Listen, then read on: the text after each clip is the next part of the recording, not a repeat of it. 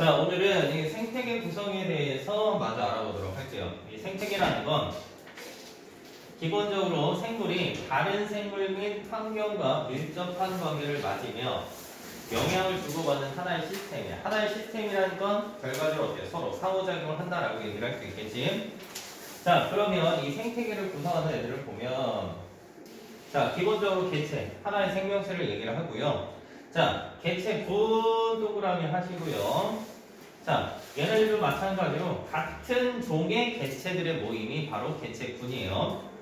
그래서 개체가 모여서 개체군이 되고요. 이 개체군들이 모여서 군집이 되는데 이 군집은 여러 종인 거야. 여기다 하나만 적읍시다. 여러 종. 그러니까 은근히 이게 개체군 뭐 이런 식으로 표현할 때 얘네들이 많이 틀리는 게 개체군에서 사실 제일 많이 실수가 나와요. 개체군이 개체가 하나의 생명체라고 생각했으니까 걔네들 하나의 종이라고 보통 파악을 하고 이 개체군을 종들이 많이 모여있다, 여러 종이다 이렇게 많이 표현을 하는데 이 개체군이라는 건 보통 어때요? 같은 종의 생물들을 의미하는 거다라고 기억하시면 되고요. 자, 생태계는 이제 다른 생물 및 환경과 같이 영향을 주고받는 시스템을 얘기한다.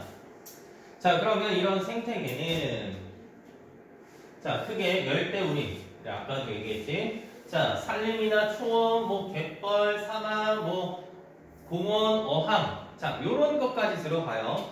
그러니까 우리가 인위적으로 만든 것들까지도 뭐에 포함이 된다? 생태계에 포함이 된다. 내 거냐 혹시?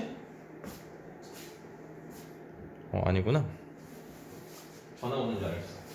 자, 그래서 생태계는 어항도 들어가니까 어때요? 굉장히 작은 생태계부터 바다까지 이렇게 큰 생태계까지 다양하다.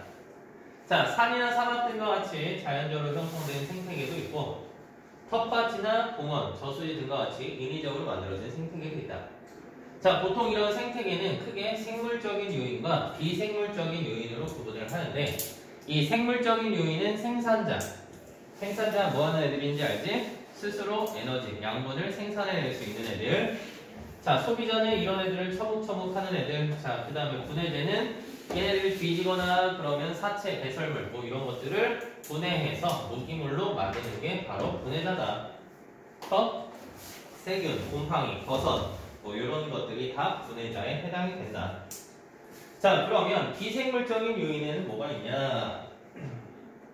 보통 생물을 둘러싸고 있는 모든 환경 요인으로 빛, 온도, 물, 토양, 공기 뭐 이런 것들이 있고요.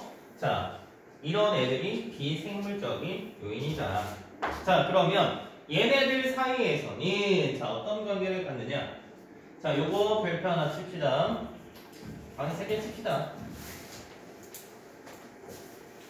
자, 생태계 구성 요소 사이의 관계. 이 생태계에는 생물적 요인과 비생물적 요인을 구성하는 요소들은 서로 영향을 주고받는데 자, 이거 은근히 작년에 천안권에서 한 문제가 나왔던 문제거든.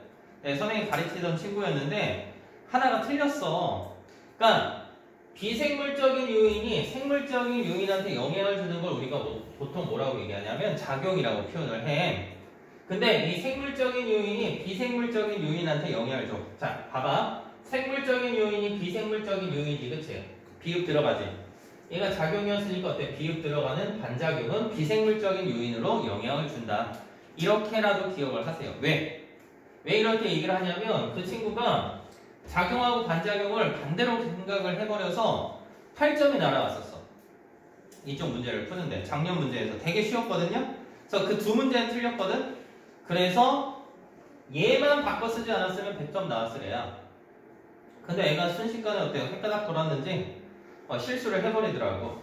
우리 현승이도 안 하는 실수를 해서 8점이 날라왔어. 그래서 어때요? 92점 맞았는데 2등급 나왔어. 2등급. 그러니까 1등급 나올 수 있는, 충분히 1등급 나올 수 있는 문제였는데 2등급 나왔으니까 어때요? 아쉽잖아. 그래서 요거 한 번 더 그냥 같이 기억을 해주시라라고 얘기를 하는 거야. 그래서 비생물적인 요인이 생물적인 요인한테 영향을 줄 때는 작용, 생물적인 요인이 비생물적인 요인에서 비읍 들어가니까 반작용이다 라고 얘기를 하고요. 이런 생물적인 요인들끼리 서로 영향을 주고받는 건 상호작용이라고 표현을 해요.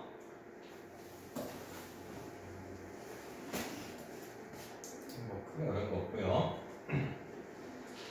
자, 그러면 이 생물하고 환경에서 보시면, 자, 우리 생명체가 살아가는 데 가장 큰 역할을 해주는 것 중에 하나가 뭐야? 빛이야. 그래서 이 빛의 세기, 그 다음 뭐 빛의 파장, 뭐 이런 것들을 우리가 얘기를 할 수 있는데, 자, 여기는 정말 잘 기억하셔야 돼요. 빛과 생물은 별표 2개 정도. 자, 빛의 세기와 파장, 1조시간 등. 1조시간은 해가 떠 있는 시간. 뭐, 봄 같은 경우는 해가 떠 있는 시간이 길어지잖아요. 그래서 1조시간이 길어질 때, 뭐, 가을 같은 경우는 해가 떠 있는 시간이 점점 짧아지잖아요. 그치? 그래서 1조시간이 짧아질 때 보통 이렇게 두 가지로 구분을 할 거예요. 자, 빛의 세기하고 식물의 종류. 뭐, 강한 빛에서 잘 자라는 식물과 약한 빛에서 잘 자라는 식물. 그래서 우리 집에 보통 이런 것들 하나씩은 있을 거야. 산세베리아 뭐 이런 것들이 있거든요. 집에서 엄마들이 이제 키우는 것들이 있지. 집 안에서 키우는 거, 이상한 나무 같은 거, 그치? 왜 키우는지 모르겠지만 아무튼 그런 것들이 보통 약한 빛에서 잘 자라는 식물들이다. 자, 그리고 숲의 위쪽에는 강한 빛에 적응한 식물이, 아래쪽으로 갈수록은 약한 빛에 적응한 식물들이 자란다. 왜냐면 우리 숲을 보면은요 어때요? 나무들이 되게 울창하잖아, 그치? 그러면 겉에 있는 애들은 빛이 어때요? 되게 강하게 들어오겠지. 근데 같은 나무에서도 어때? 이 속에 있는 애들은 빛이 약하게 들어오지. 그 다음에 이 나무 주변에 있는 애들도 어때요? 빛이 굉장히 약하게 들어온단 말이야. 그래서 빛의 세기가 차이가 나기 때문에 위쪽에서는 강한 빛에 적응한 식물이, 아래에서는 약한 빛에 적응한 식물이 잘 자라게 된다. 그러면 자, 빛의 세기가 강한 곳에서 서식하는 식물은 잎이 두꺼워요. 왜냐면 이 울타리 조직이 잘 발달되어 있기 때문에. 근데 약한 곳에 서식하는 식물의 잎은 얇고 넓어요. 왜냐면 얘네들이 울타리 조직이 굉장히 잘 발달되어 있을 필요가 없어. 빛이 약하기 때문에 어때요? 이 속에까지 어때요? 울타리 조직이 이 울타리 조직이라는 건 엽록체를 가진 세포들이 이렇게 잘 배열되어 있는 걸 울타리 조직이라고 표현하거든? 얘는 빛이 강하니까 여기까지 다 들어가. 근데 얘는 빛이 약하잖아, 그치? 그러면 아무리 얘네들이 두 개가 있더라도 어때요? 빛이 여기밖에 안 오니까 얘네들은 어때요? 작용을 안 할 거 아니야, 그치? 그러니까 잎이 겨우 굳이 두꺼울 필요가 없어. 대신에 잎의 면적이 어때요? 넓어야지만 어때요? 빛을 좀 더 많이 받겠지. 그래서 얇고 넓게 된다.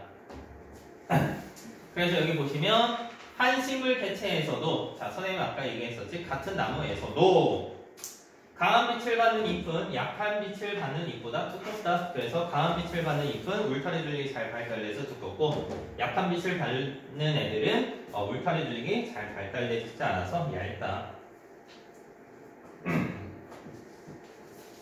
그 다음에 빛의 파장. 우리 빛의 파장을 생각할 때는 우리 태양에서 오는 빛은 보통 어때요?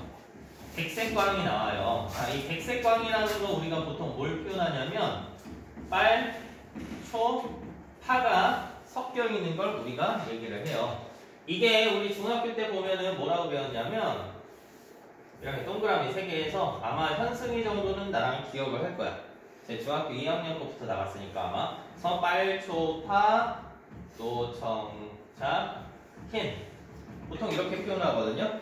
이 빛의 3원색을 섞으면 뭐 빨간색, 초록색, 파란색, 그러면 뭐 노란색, 청록색, 자홍색, 그 다음에 다 섞으면 흰색이 되는 거야. 이렇게 여러 가지 색깔의 파장의 빛이 나오는데, 그래서 여기 빛의 파장 보면 적색광, 청색광이 나와요. 근데 청색광은 파장이 짧지.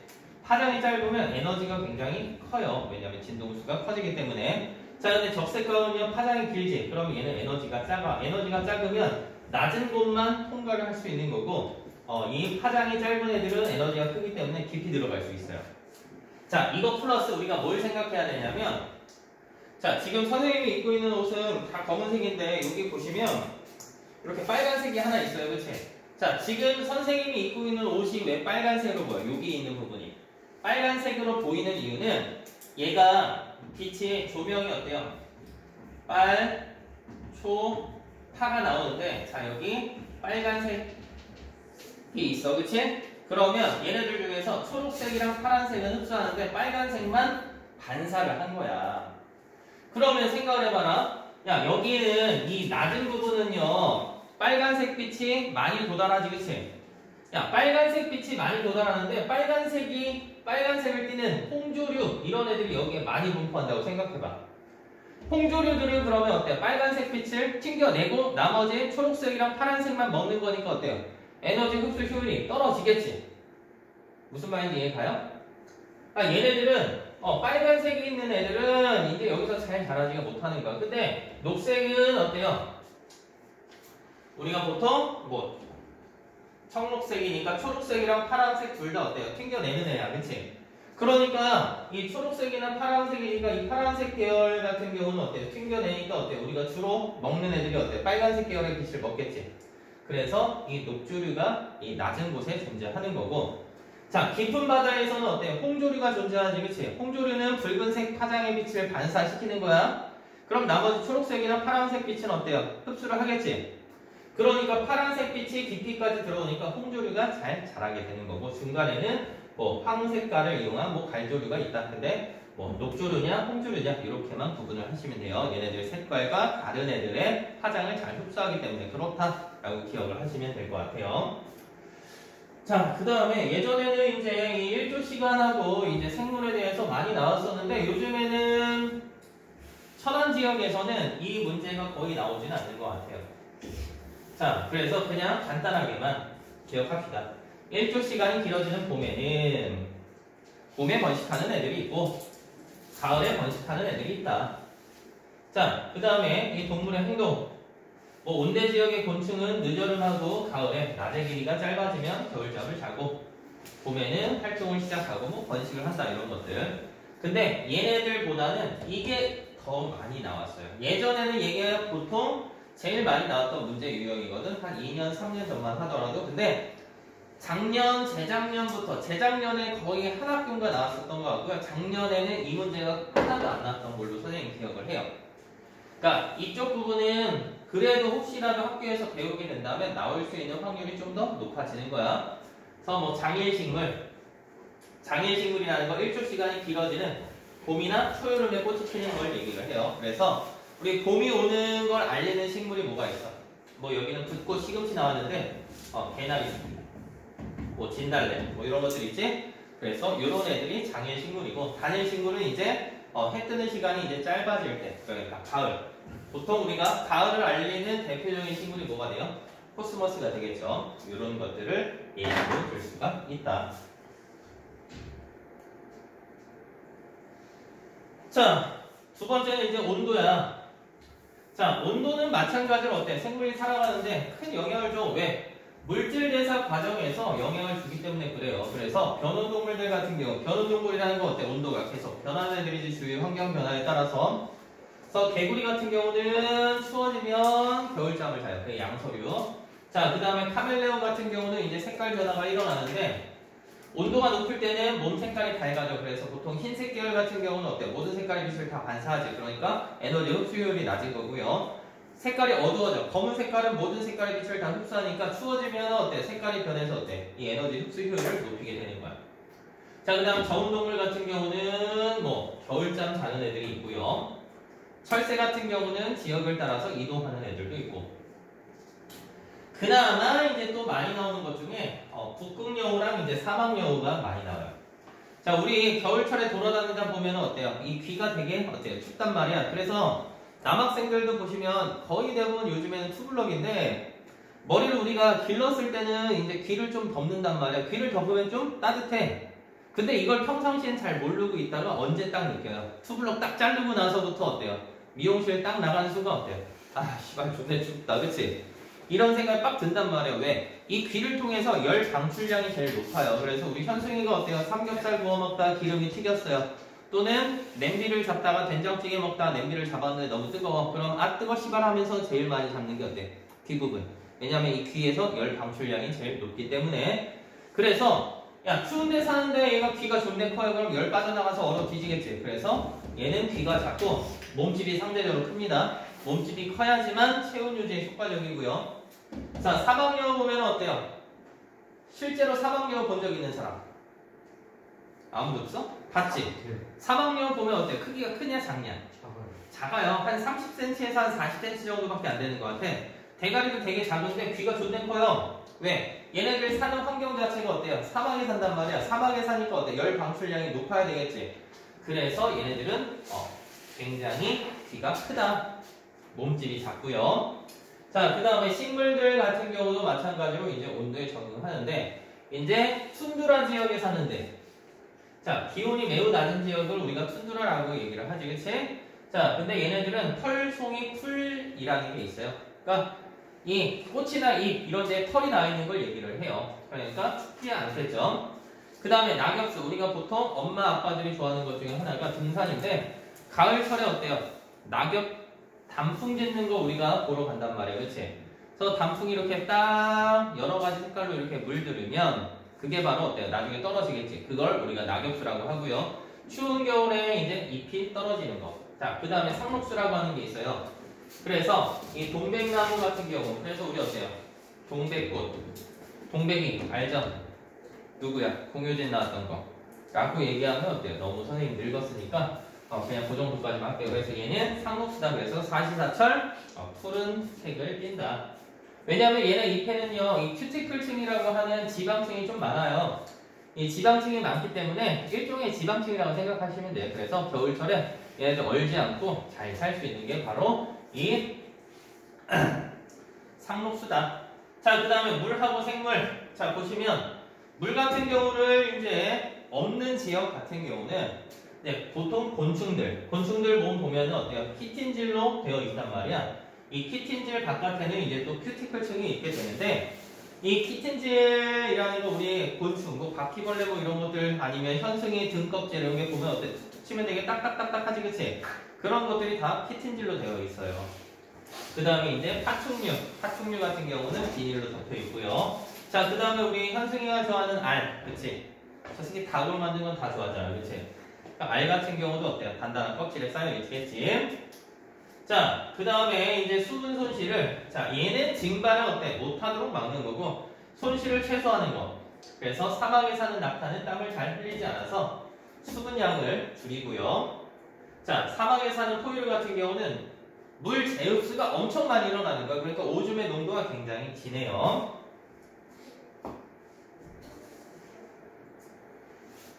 자, 그 다음에 식물 같은 경우는 서식하는 장소에 따라서 몸의 구조가 다르게 적용하는데 자, 육지에 사는 애들은 뿌리나 줄기, 잎 요런 애들, 즉 반다발이랑 뿌리가 굉장히 잘 발달돼 있어. 왜냐하면 얘네들은 어때요?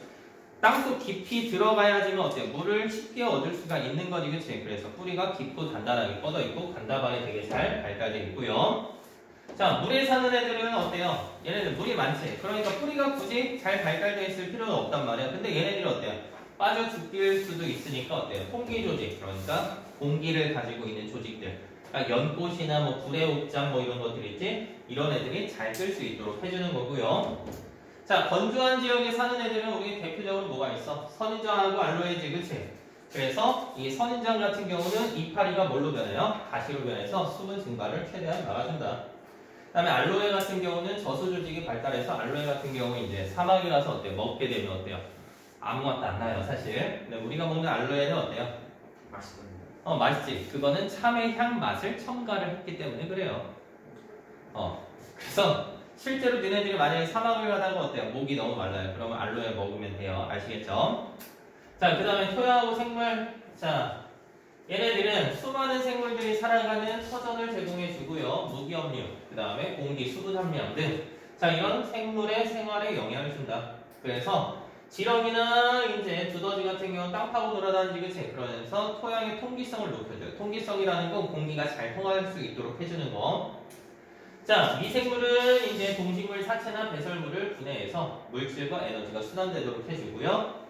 자, 토양 속의 공기 양에 따라서 이제 공기를 좋아하는 애들을 우리가 호기성 세균이라고 얘기를 해. 그래서 토양 낮은 곳에는 호기성 세균. 예전에는 나왔는데 요즘은 거의 나오지 않아요. 토양 깊은 곳에는 공기가 별로 없으니까 이쪽에서는 현기성 세균 등이 산다라고 기억하시면 돼요. 자, 마지막으로 공기하고 생물. 자, 우리 고원지대에 올라가게 되면 여러분들 어때요? 잘 버텨? 못 버텨? 못 버텨요. 왜? 적혈구 수치가 우리가 일반 정상인의 수준이거든. 근데 높이 올라가면 어떻게 돼요? 숨쉬기가 되게 힘들단 말이야. 그래서 히말라야 이런 데 올라가는 사람들 보면 어때요? 산소 호흡기 메고 나 어때? 이런단 말이에요. 그치? 그래서 이 공기가 많이 필요하기 때문에 고산지대에 사는 사람들은 적혈구 숫자가 많아요. 또 이제 산소를 호흡에 사용하고 이산화탄소, 광합성에 사용한다. 그 다음에 나무는 자신을 보호하는 살균 물질을 분비하는데 이걸 우리가 뭐라고 표현하냐면 피톤치드라는 말 들어봤지? 그래, 집 이사하거나 막 그러면 새집 들어가면 어때요? 뭐 보일러 이제 많이 태우고 뭐 그러면서 어때요?